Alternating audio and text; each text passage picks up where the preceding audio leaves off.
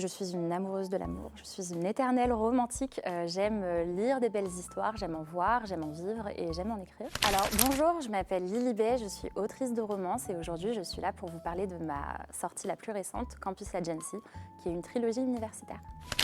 Allez, c'est parti. Première question. Comment avez-vous découvert que l'écriture était votre passion et que vous allez en faire votre métier? Merci pour votre retour. Merci pour cette question. Alors, l'écriture, c'est une passion qui remonte à plusieurs années. Je pense que la première fois que j'ai commencé à gribouiller, écrire des petits chapitres, j'étais au collège. Et j'ai découvert cette passion avec la lecture, évidemment, les deux vont de pair. Quand j'ai commencé à me rendre compte qu'en lisant, je réfléchissais à ce que j'aurais peut-être fait différemment, ce que j'aurais peut-être changé. Ou quand l'histoire parfois prenait une direction qui ne me convenait pas et que je m'imaginais 1000 suites possibles. Et c'est une passion qui ne m'a jamais quittée jusqu'à arriver à l'âge adulte où j'ai décidé de me lancer. Pour le coup, le dessin, c'est une passion qui est arrivée après. L'écriture, c'est quelque chose que j'ai toujours fait sans trop me poser de questions. Le dessin, j'ai appris. J'étais très très nulle en dessin, c'était ma pire note à l'école. J'avais une moyenne que je n'oserais pas vous dire en art plastique. J'ai appris à dessiner et je me suis lancée sur les réseaux sociaux avec le dessin. Ça a fonctionné par chance ou grâce à beaucoup de travail, je ne sais pas, mais en tout cas, c'est ce qui m'a motivée à me lancer dans l'écriture également en me disant que si ça avait fonctionné pour une passion, pourquoi pas pour l'autre. Deuxième question. Quelles œuvres littéraires ou cinématographiques vous ont marqué étant plus jeune et vous ont peut-être inspiré dans votre style ou donné envie d'écrire de la new romance? Voilà, merci pour votre réponse. En attendant, j'ai adoré le livre et j'ai trop hâte de lire les prochains. Hello Sophie, merci pour ta question. Alors, œuvre cinématographique. Le premier livre que j'ai lu, que j'ai adoré, qui m'a plongée dans la lecture, s'appelle Mon bel oranger.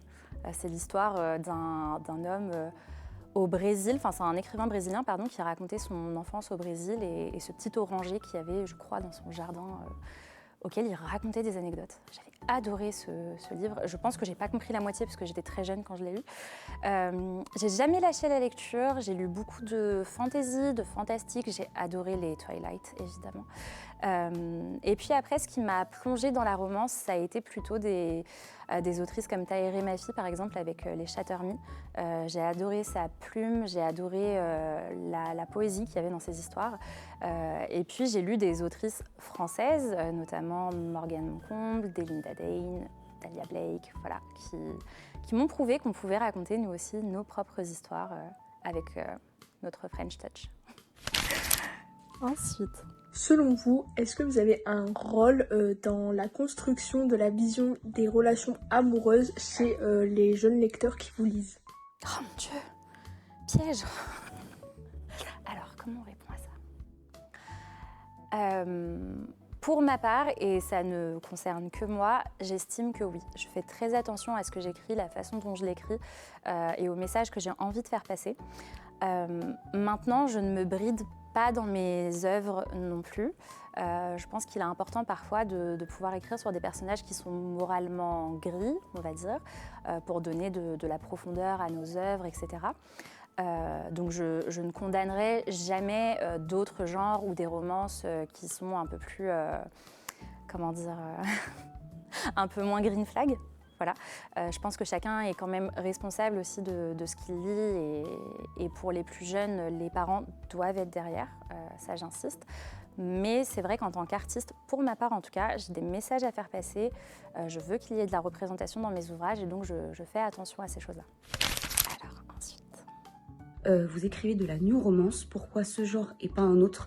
Et est-ce que vous avez envie d'écrire un autre genre littéraire à l'avenir? Merci pour ta question Zoé. Alors pourquoi la new romance? Premièrement parce que je suis une amoureuse de l'amour, je suis une éternelle romantique, j'aime lire des belles histoires, j'aime en voir, j'aime en vivre et j'aime en écrire. Également parce qu'aujourd'hui c'est un genre qui me permet de passer les messages que j'ai dans la tête, que j'ai dans le cœur, des phénomènes sociétaux que j'ai besoin de mettre en avant, la jeunesse actuelle que j'ai envie de représenter. J'ai envie que mes lecteurs et mes lectrices se sentent compris en lisant mes textes. Et je trouve que la new romance le fait très bien. À l'avenir, je me vois écrire autre chose, effectivement, peut-être des choses un peu plus young adulte, un peu plus jeunesse. À voir. Encore 2, qu'on en a fait 4. Comment trouvez-vous votre inspiration pour écrire vos romans? Est-ce que cela vient d'un point de vue personnel, de votre entourage, ou est-ce purement fictif? Pour ma part, c'est un mélange des trois, donc c'est forcément je m'inspire de ce que je connais, mais je ne me bride pas non plus. Parfois, c'est aussi des sujets qui m'intéressent, qui me passionnent, et auquel cas, je fais beaucoup de recherches. Il m'arrive d'interviewer les gens autour de moi, même de chercher des personnes concernées par les sujets que j'ai envie d'évoquer, même si ce n'est pas dans mon entourage direct. Je lis beaucoup, je me documente beaucoup. Et pour mon inspiration, c'est assez drôle, mais ça ne vient pas uniquement de mes lectures. Ça peut venir parfois d'une musique, ça peut venir d'un film, ça peut venir d'une simple conversation totalement anodine dans les transports avec un inconnu. Mais je garde toujours une note dans mon téléphone où j'écris vraiment sur le coup comme ça toutes les idées qui me viennent. Et puis au moment de poser un petit peu mon cerveau et mes idées pour réfléchir à mes prochains ouvrages, je lis cette note et je pioche des idées dedans. Dernière question. Si tu pouvais rendre un de tes personnages réels, lequel ce serait et pourquoi? Merci beaucoup. Ah, c'est dur ça. Alors, si je pouvais ramener un de mes personnages à la vie, je ne vais pas vous dire Chloé si vous avez lu Tout le lendemain parce que vous allez me détester. Pardon. Je dirais Nate du tome 2 de Campus Agency parce que c'est mon chouchou absolu et que je l'adore. Alors, dans le tome 2 de Campus Agency, on va suivre Alba, qui est donc la deuxième fondatrice de ce qu'on va appeler l'agence, qui est un peu cette organisation souterraine, illégale sur le campus qui mène des enquêtes pour les autres étudiants. Et elle a un client assez particulier puisqu'il s'agit de Nate, qui est son meilleur ami depuis toujours et qui est la victime d'un corbeau. Donc il reçoit des lettres de menaces anonymes. Il n'a aucune idée de ce que lui veut cette personne et de pourquoi elle s'acharne sur lui. Et Alba va l'aider à trouver cet anonyme qui lui veut du mal. Et à travers les tropes fake dating et best friends ou lovers, on va se rendre compte que finalement, derrière leur amitié, il se cache beaucoup de choses. Merci à toi. C'est bon? Allez, parfait, très bien. Voilà, emballé, c'est pesé.